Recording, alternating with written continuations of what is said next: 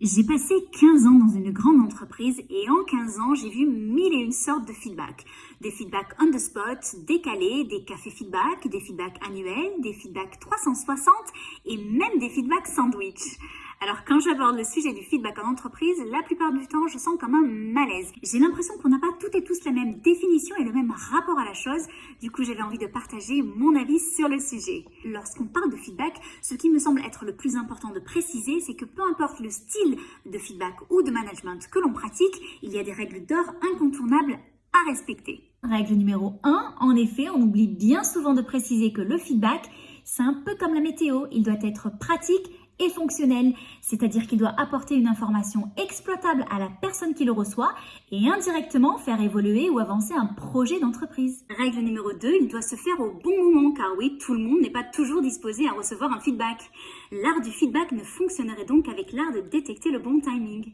Et pour comprendre si c'est le bon timing pour ses collaborateurs ou ses étudiants, eh bien il faut s'intéresser à eux. Hashtag écoute, hashtag disponibilité, mais surtout hashtag empathie. Alors je vous laisse le soin de juger si selon la situation plus ou moins tendue, un feedback immédiat ou différé sera plus efficace sur le long terme.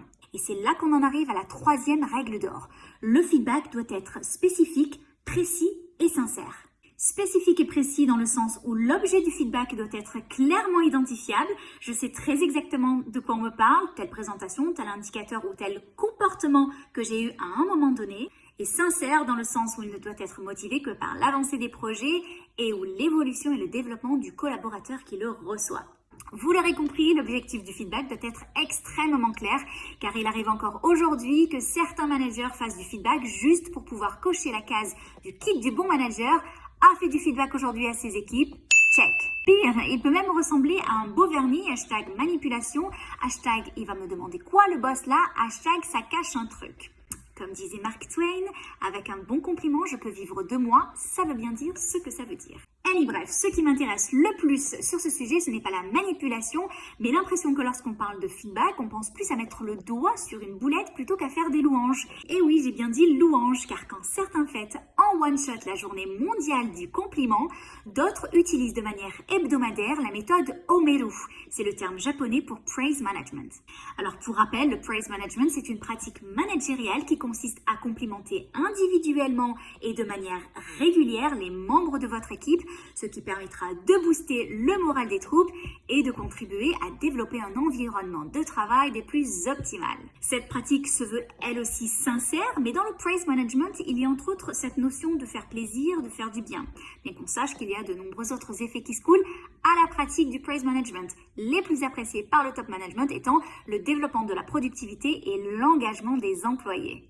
Alors conseil, si vous êtes manager, attention à toujours bien décorréler le comportement sur lequel porte le feedback de la personne. Et si vous souhaitez affiner votre leadership et améliorer votre style de management, je vous recommande de pratiquer régulièrement feedback constructif et praise management, car n'oubliez jamais qu'un salarié sera potentiellement plus attentif à une critique et prêt à faire des efforts de changement, voire des efforts de productivité, s'il est valorisé et reçoit régulièrement des retours positifs sur son travail.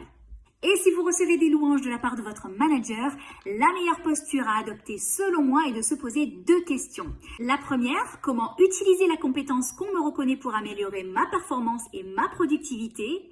Et comment faire pour partager cette compétence et en faire bénéficier les autres membres de l'équipe. Alors j'ai envie de vous dire, c'est bien beau tout ça, mais le hic, selon l'article de Zinger dans le Harvard Business Review, c'est que le praise management ferait peur à certains managers qui éviteraient les louanges de peur d'être trop proche d'un collaborateur qu'ils seraient potentiellement amenés à virer. Hashtag la gênance. Alors pour finir, si un collaborateur n'a pas du tout performé ou qu'il a carrément fait une grosse boulette, mais qu'on doit quand même communiquer à ce sujet, j'ai bien peur d'en conclure que l'utilisation seule du praise management transfère directement au département des mauvaises nouvelles le bon vieux feedback, d'où les 3 règles d'or à respecter pour qu'il soit promu au département du feedback positif et constructif. Alors si jamais votre manager vous envoie une invitation dont l'objet est point feedback, j'aimerais beaucoup avoir un retour de votre part pour savoir comment ça s'est passé.